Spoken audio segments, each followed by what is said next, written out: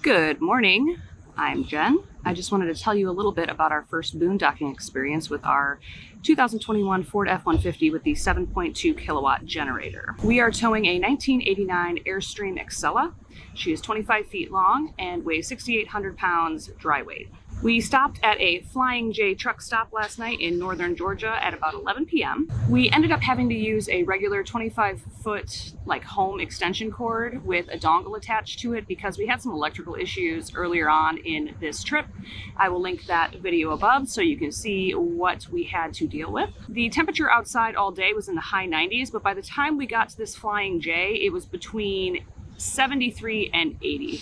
80 when we got here, cooled down to 73 overnight. Now Ella is a vintage Airstream, so she is still in a, state of renovation. So we have not yet repaired, or I should say, we have not yet replaced our fantastic fans. So we couldn't just, cool it down, being that it was only 72 degrees, using those fans.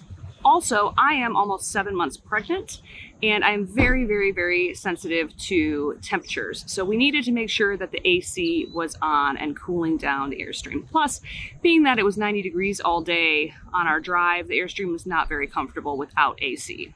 So we plugged the Airstream into our truck at about 11:15 p.m.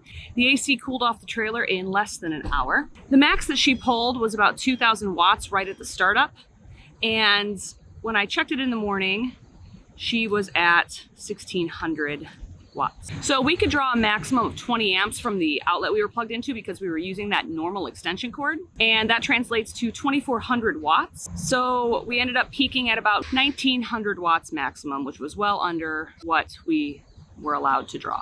She was ice cold in there. So if you have one of these bad boys, or you're thinking about it and you're thinking that you want to power your Airstream, we didn't even really use the correct cords. We just used a home extension cord because we had to. We had burned out a few of our other cords with our electrical issue earlier on in the trip, but it definitely worked, and I wanted to share this real world example with you.